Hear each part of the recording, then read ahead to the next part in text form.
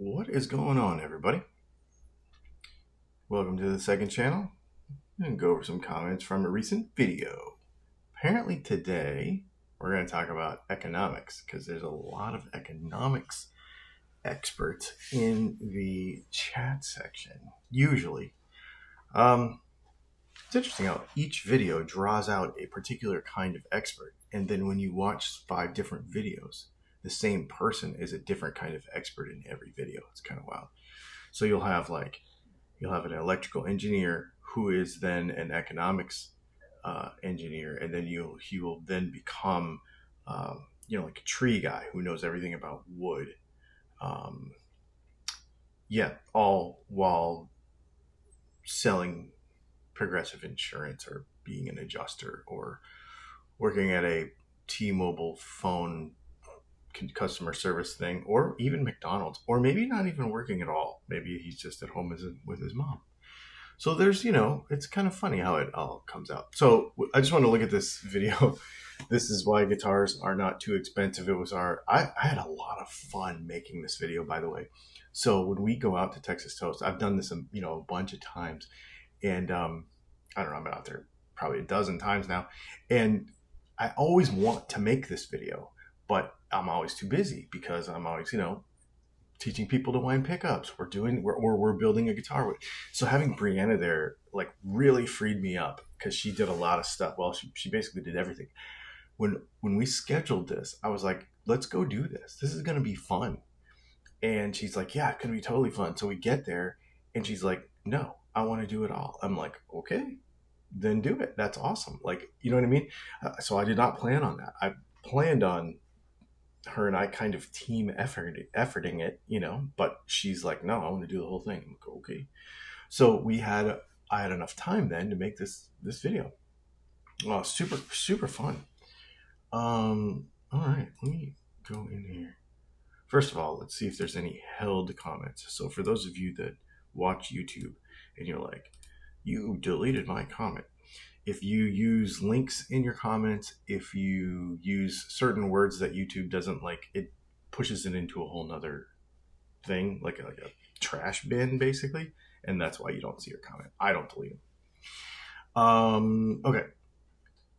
First person. I used to think that $2,000 was ridiculous for an acoustic guitar until I began building them. Yeah, I think $4,000 is a perfectly good price for a guitar. I think for an acoustic, for a good one, if you can, of course, you can go and buy any kind of import guitar.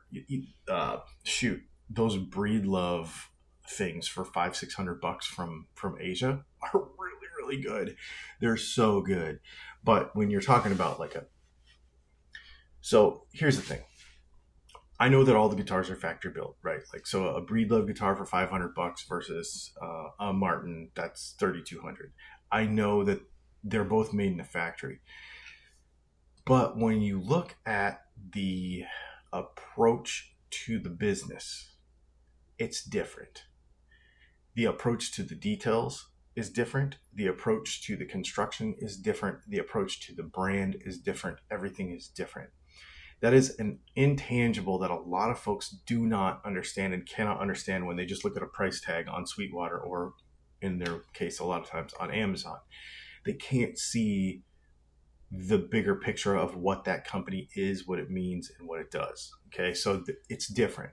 Now, Breedlove obviously has $4,000 guitars that are made in the United States differently. So does Martin. Martin does, there's different levels of stuff. So it's cool. Martin makes theirs in Mexico, right? So that's pretty neat, right? But a factory is just not a factory, I guess is what I'm saying. And if knowing that story and understanding that is important to you, then you will appreciate, a lot of these instruments. But a lot of times, if a factory is just a factory to you, then buy the cheapest guitar you can find. Personally, I'm not going to, but that's the thing. What a biased video. Disgusting. Please elaborate. You must be a Harley Benton fan. Okay, let's see. Making a guitar from scratch takes a lot of work, a lot of time, hand labor, and a lot of craft. A guitar is not just the specs that it has, It's how it was made, where, and by whom. Yes. Uh, I wouldn't sell a Nitro Cellulose guitar I made for less than $1,000. Well, I could make it for less, but then it would be at a loss. Yeah, I think there's a lot of um, hidden expenses to a lot of this stuff. Amazing video. Thank you. Where are, here we go. This is fun. Where are all the earplugs, masks, and safety glasses? Machine work, while it is rare, things go wrong, and wood is softer and metal things can still happen, blah, blah. I never like to see bad practices in workshops. And I told him, if you were there, you would know. He says, but I just don't like seeing it. Fine, that's cool. You don't like stuff. But working as a machinist in the past, this is not the same, is one of those things I get pissed off at. Okay, I'm not going to read the rest of your comment because I don't care about it. And here's why. Because we're going to run into this a bunch more. And safety Sallies who don't do anything, I'm sitting here drinking my coffee and I'm just going to complain about stuff that you do and you weren't there. Okay, this pisses me off. And I'll tell you why. You weren't there. So, because these kind of comments are really uninformed, and I understand that you want to make a judgment because you're watching the internet. But what you'll find if you go to one of these classes is that the safety consciousness is through the roof. I will tell you, Matt's a good friend of mine. I've known him for a long time. And I will tell you the thing that stresses him the most about these classes is making sure that people get through the machining days safely. And so on Monday morning, when you get there, first of all, you sign a waiver. Second of all, that's properly prepared. Second of all, you go through a safety briefing that says a bunch of things. Safety glasses. Everybody basically wore glasses. You have to. There's just too much stuff flying around. It's hard to not. Ear protection is available, but it is not required. And here's why. The machines aren't that loud. They sound that loud on the camera, but they're not that loud. And the reason a lot of folks don't like to wear ear protection is because you can't hear the tool. If your earplugs are plugged up so bad that you can't hear the router bit or the sander or the whatever, you're going to do damage. You're going to hang up and make a machine kick. Because a lot of times, like when you're moving a piece of wood through a machine, you can hear when it's about to do something bad and you can back off from that. If you have earplugs in, you cannot hear that. And especially folks who aren't tuned to it. And so, because they don't do this every day. And so hearing is extremely important. What's the other thing he said? Dusk masks. A lot of folks did wear dusk masks. You might not have seen people in the video. That, there's a lot of, in that shop, there is a lot of air dust collection system, like with sanders and stuff. You probably saw that in the video. And also, here's the other thing. What you saw on the video is one person, my daughter. And what you didn't see was the entire rest of the shop, because there was a lot of folks around, but while they were doing work, they had safety equipment where it was necessary. So you can't make an assumption. You can make whatever assumption, but you're stupid if you do. I'm just going to tell you, you just are. The other thing is they will give you, they talk about alcohol consumption, because, people go out after and stuff. Talk about alcohol consumption. They'll talk about, well, it's Colorado, so they'll talk about marijuana consumption. They'll talk about, what else? What's the other stuff? Hydration, because of the elevation, because it's 5280 there. All kinds of things. There's a huge safety brief that happens at the beginning of each one of these. You weren't there for that. You don't know how it applies to each person as they go through the shop and what stage they're at. So making these assumptions is just stupid. It bugs me when people do this. It's probably one of the most annoying comments that we get in when people are like, yeah, well, you should do this. Well, it didn't apply in this situation. You don't know that. You know what I mean? So just allow people a little grace and allow them to be adults. Matt's not a babysitter. Yes, he has liability in the shop and he makes sure that people are safe, but he's not your dad. So if somebody, doesn't want to hear hearing protection, half the guys are so old they can't hear crap anyways. So, yeah. Next person, cool video. Next person, with the labor-saving creation of CNC AI-controlled routers doing necks and bodies at the same time, a fraction of the cost in labor compared to traditional pin routers, the cost of so-called high-end guitars is a total ripoff. The sum of all good parts doesn't justify the price tag. You get a decent fret level and polish and a bone nut. The last I checked, a complete refret is less than $400. I don't know where you're getting them done. And add a bone nut. Gibson, Fender, PRS, Anderson, all use CNC for everything. Remember the PRS Dragon guitars for 30 grand? All that would blah, blah, blah. Okay, whatever. Okay, so here's a question. If you have a business at scale, you're probably going to need about 4 to 6 CNC machines. They're $250,000 each by the time you kit them all out. When you buy them bare with nothing on them, they're about 180. Okay. So then by the time you kit them all out with all the tooling, you do all the stuff. I know because I have a friend of mine who just bought one. And it's about a quarter. Okay. So it's about $250,000. So you have 4 of those. Then you have to have a skilled operator. This is not a copy machine, right? This is not something you just go over there and say, okay, make PRS SE, hit button. That's not how it works. I don't know if you've ever seen one of these things, but the keypad is about this big, like a Haas CNC machine. The keypad's about this big. It's got a bunch of buttons on it. I don't even know what it does. The only one I know is the start button and the kill button. Everything else, I have no idea.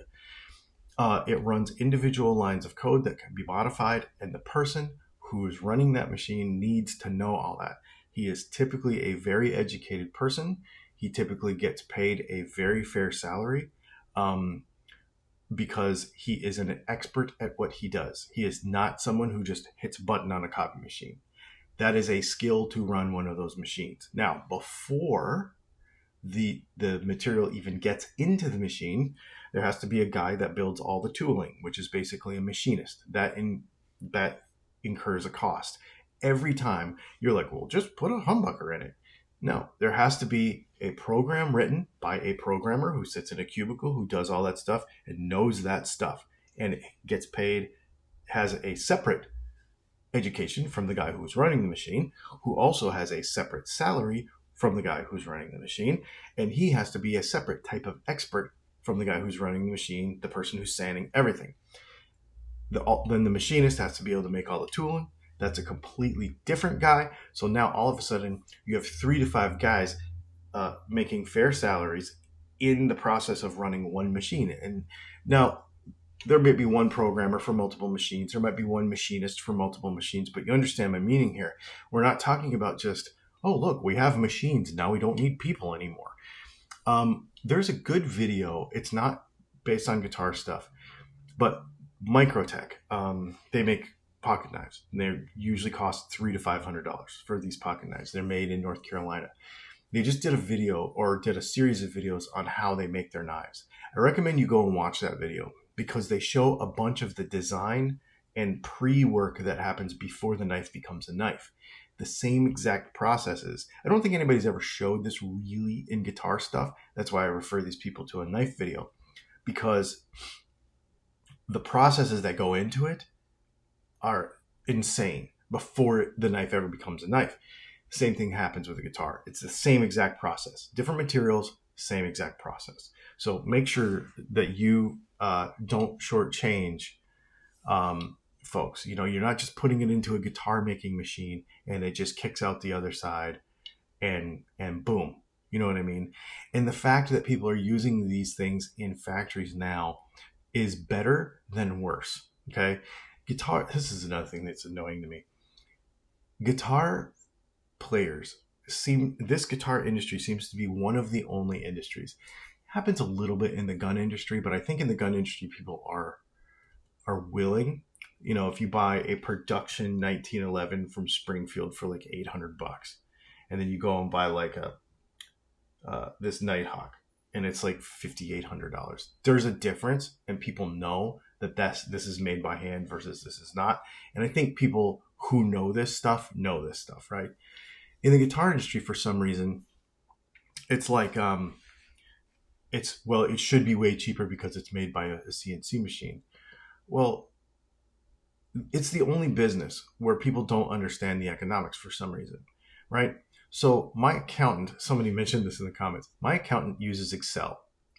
Do I dude, bro, I need you to do my taxes, but I want you to use an abacus to keep it legit. You know what I mean? Like, no, nobody does that. Nobody also says, well, you have Excel and you have this other computer program, so now you should be able to do it cheaper because you could do it faster. Nobody does that. Nobody says, this plumber bought this really fancy tool so that he can effectively do his job, and oh, now it's an automatic thing, so now you can charge me less. Nobody does that, except for with guitars. So stupid. Rant over. That's brilliant, Brianna. Yeah, that was awesome. No guitar should cost more than $1,800, except for those with collectible value. Well, the thing is that I guess $1,800. Just give me a business plan. I want to see a business plan for that doesn't involve slavery, that works in the country where I live. Okay, I'm going to say works in the country where I live for a very specific reason. The economics of each country is different, right? So this is where we get into this economics thing where people just don't get it. Yeah, okay, you can go to China and you can buy an electric guitar for very cheap. How do those economics work? What subsidies are involved? Who gets the money? Is there profit? Is the person who invented the guitar, who designed the guitar, making any money from that? Or is it going somewhere else? Okay. So in a country where you live, doesn't matter. Could be Australia, could be Australia, could be wherever. So you're going to build a guitar. So it doesn't matter. Africa, it doesn't matter. You're going to build a guitar in the country where you live. Okay.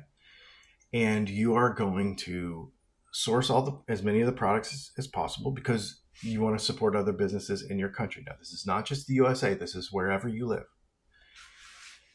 Looking at the economics in your country, probably what will happen is it will very much equate to the cost of living, etc., where you live.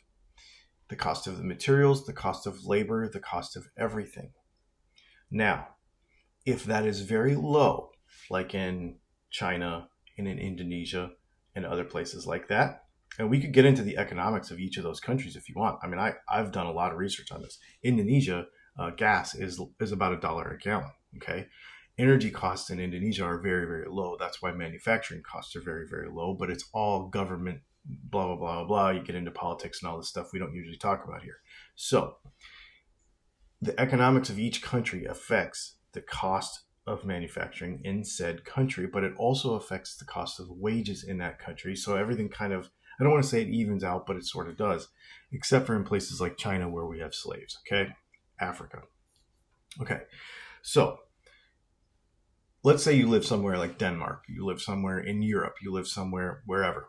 What you will find is that if you buy a guitar that is made the same way that Texas Toast makes guitars in Germany, in South Africa, in Colombia, in other places that aren't China, the cost of the instrument will be very comparable to the economics in that country. Then when we add the cost and infrastructure to export that guitar, then we will end up having costs that pretty much even out based on where it's going. Okay. So for example, if you let's look at some countries that are sort of guitar brands. There are German guitar brands that are sold in the United States that are basically $3,000. You're looking at there are, I know, like knives and stuff. Like I can think of other things, guns, all kinds of other stuff that are then imported into the United States, and then they're not made here, so it's not America. I'm proud that it's made in America. That's not the conversation. That's another conversation. I'm just talking about something that was made where its country of origin, then it was then scaled up and brought to another country. In the country where it was sold, you'll find that the prices will scale pretty equivalently for most things. Now, there are some things that are a little cheaper, but for most things, it will, in the guitar industry especially. And of course, now we have a lot of importing stuff because of the way the world is now. So a lot of that stuff evens out too. I just had to pay, I bought $1,200, $1,500 worth of magnets, and I had to pay like $400 worth of duties on it. So, that all this stuff is going to start to even out. You're going to see this. And actually, I got an email the other day from a fountain pen company in Japan who is like, you're going to have to pay. It's what it is. So economics is extremely complicated. But when it comes down to it, the cost of the guitar that you're buying reflects a lot of things besides just the pile of parts. If you're buying a $300 guitar, I recommend that you understand where the parts come from, where the guitar comes from, and more importantly, where the money goes that you give the person in exchange for the guitar. If you're okay with that, where that money goes, that's totally fine. But just do the research about where that money goes. When I buy a Gibson, I know a few things. Okay, so people are going to, well, the CEO is a millionaire, blah, blah, blah. I wouldn't want the responsibility that he has. I would not want the, etc. So when you buy an American guitar, let's use PRS, because PRS is still privately owned, basically. I think they've got some internal shareholders, but I think they're not owned by a bank, right? So, PRS, when you buy a guitar there, and it's an American one, that if it's X amount of dollars, that, let's say it's $4,000, that there's a lot of cost in the manufacture itself. We look at the way they floor their woods and all that stuff, that floor space that it takes 2.5 weeks about to build a guitar in the United States. That's a lot of floor space that's taken up, et cetera, et cetera. And you also know all of the human resources cost to make all of that go. And each of those people has a family. Each of those people is making a living. I'm very happy with that, right? And so, yes, the guitar is expensive, but I know where the money's going, and I'm very happy with that. If you buy a Harley Benton for $300, you have to ask the question, how is that possible? It's not because of the cost of parts. It's not even because of the cost of labor. You have to ask yourself, where is that money going?